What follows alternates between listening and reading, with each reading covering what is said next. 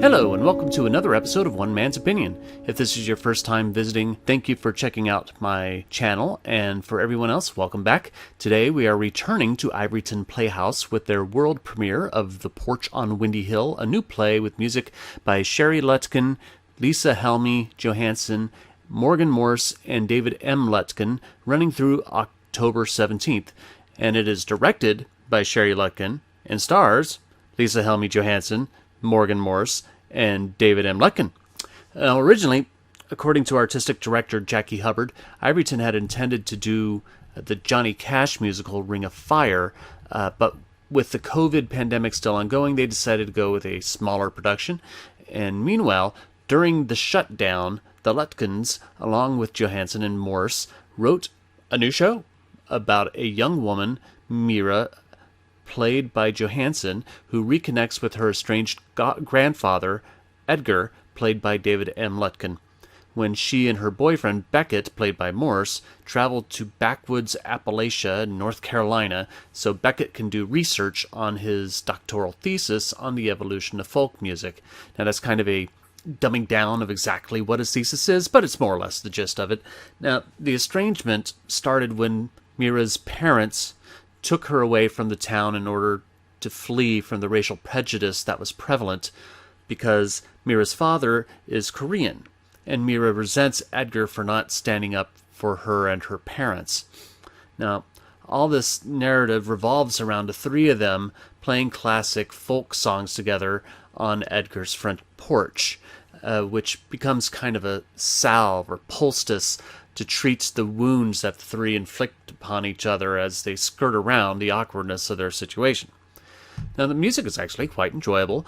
I do enjoy folk music, so if you aren't into that kind of thing, it may not be your cup of tea, but the show's so likable, I would say give it a shot. And they deal a lot with the history and the roots of where that music comes from and its origins. And all three of them play their own instruments, which is always a win for me, and they are all talented enough to make the music come alive and create the compulsive need for the audience to want to, tap their feet, clap their hands, or even a few people were singing along quietly.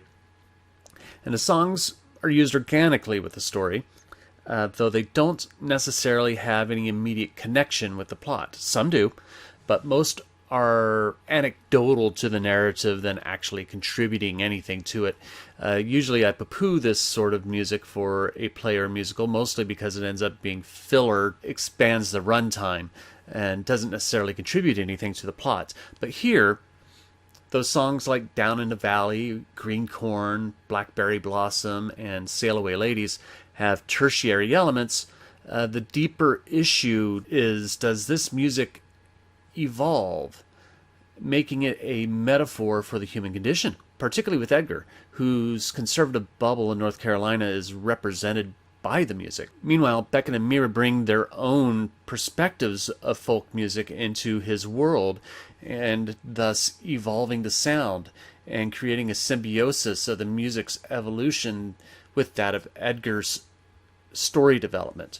And it's a gentle, tender way of dealing with some severe race issues that the play addresses, which, depending upon your feelings towards the issue, could be handled a bit more assertively. I kind of feel that, particularly in the first act, it could have been addressed with a little more fervor. When it comes to Beckett and Mira's exchanges with Edgar, they start off kind of passive-aggressively.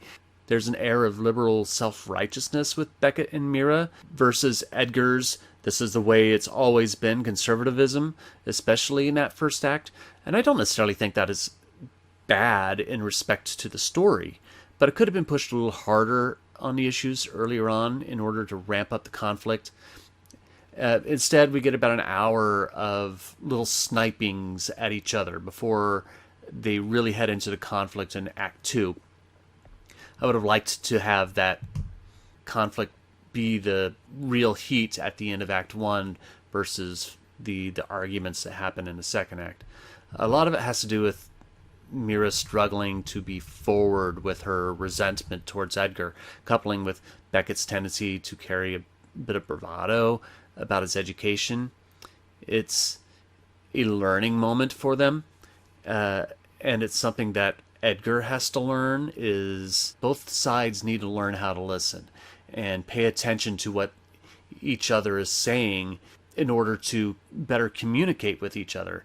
And yes, it's going to get hot sometimes. It's going to get heated. Arguments happen because people disagree on way things should be. And when the Porch on Windy Hill gets to that point, it really starts to lock in. Is it anything that's revolutionary in theater in regards to dealing with race issues? No. Some could argue that it waters down a bit of the issue, but in this relationship, these are people who do love each other. They're just not sure how to talk to each other anymore because they've been apart for so long.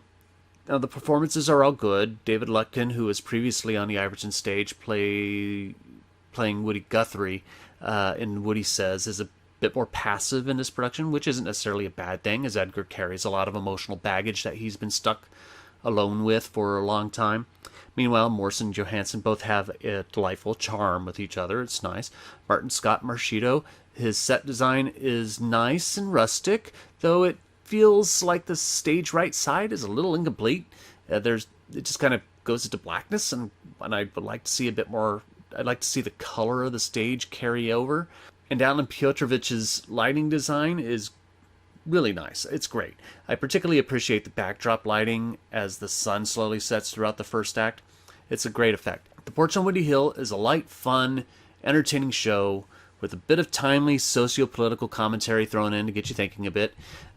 It's not too heavy, so if you're not looking for something of heavy drama and you just want to go out and have a good time and get a nice little message along the way, then The Porch on Windy Hill is a great show to go see. I highly encourage everybody to go see it. This was one man's opinion on The Porch of Windy Hill. Leave your opinion in the comments below.